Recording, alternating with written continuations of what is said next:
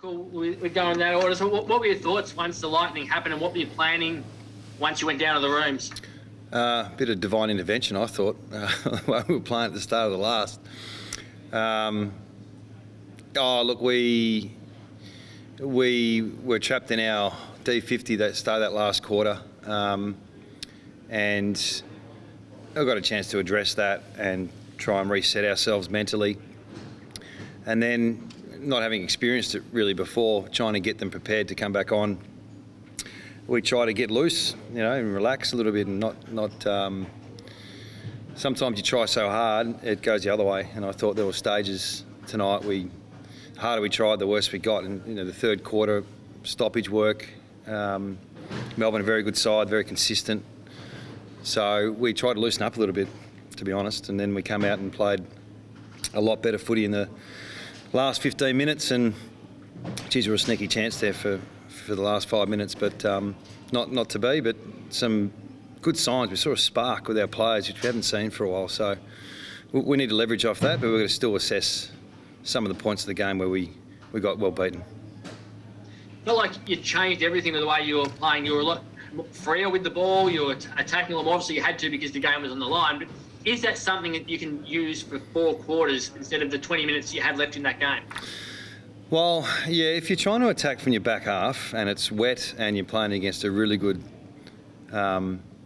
outfit that defends well, the quicker you go, the more trouble you get into. So I thought we had a bit more composure in the back half, won some contests, and then got some real speed off the contest. Like, you're just not going to get from D50 to forward 50 without going through a contest against Melbourne. So we won a few of those, a bit more predictable, but then we got going in the front half, got some real energy with our entries, repeat entries, won our contests, and played the way that we'd like to play. So that's a sign that we can take, a positive sign we can take from it. So, but we've still got to work on the lapses and the momentum that's just cost us an extra 2 or 3 goals than it should, and puts the game almost out of reach.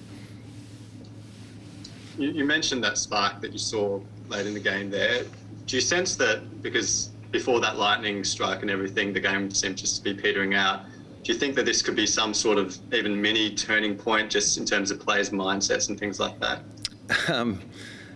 Maybe, yeah. Look, we'll have a look at the vision. I think our boys are capable of very good things. You need your good players to play well. And I thought in that period, Nick, Yo, Darling, Kennedy, Allen, we went back forward. We lost him for a little while when we lost Shannon. And then in the back half, McGovern. So, our good players responded and really stood up. And that's something we can leverage off next week. With Hearn, what is the injury exactly and how bad does it look? I think it's a very, very slight hamstring, but not good enough to come back on. So we had to sub him out. Adam, how pleasing was it to see that sort of game from Elliot Yeo with what he's had to go through with the OP and the recovery from that? Yeah. Once again, he stood up as well. I mean, contested possessions and clearances, and you can tell when he clicks into that beast mode, I suppose. And competing against some very good opposition, I thought Melbourne's mids overall probably had a more consistent game, whereas we had periods where we were on top and we didn't capitalise as much as Melbourne did. I think they kicked 6 or 7 goals from stoppages and we kicked 2. So that third quarter, we just lost field position through mainly the clearances, and it was really difficult to respond from our back half. So, but Yowie, look, he's obviously still building to his best footy. Unfortunately, it's around 21. Then it's just taken a while to get going with that injury he's had. That he was obviously out of action for 12 months. So we're really happy for him that he finished off well. How are the guys feeling, I guess, the first sense coming off the ground after it seemed like a really bruising game and in those conditions? How are they all feeling? Disappointed that we didn't win.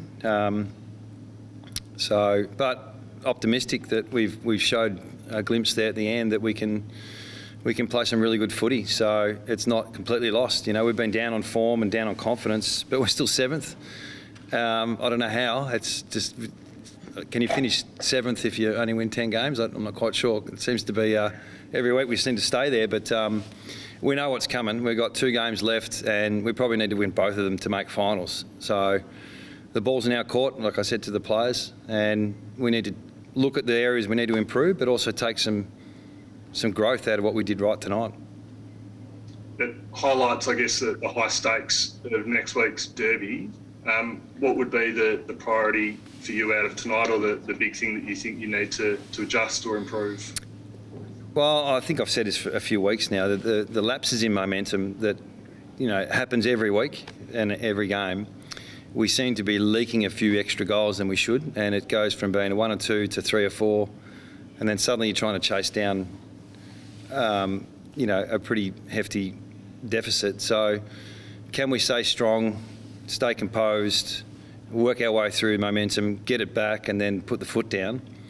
And I thought in the second quarter we did that. We just didn't convert. We copped a few punches in the first, made the most of opportunities. The second quarter was good. Had some good supply. Just missed a couple of shots on goal. And then that third quarter, for probably 20 minutes, we let it slip, and that's what's cost us in the end. Personnel-wise, who do you get back next week? I'm thinking more like Shuey, Barris, Ryan, Duggan. Are they all in the frame?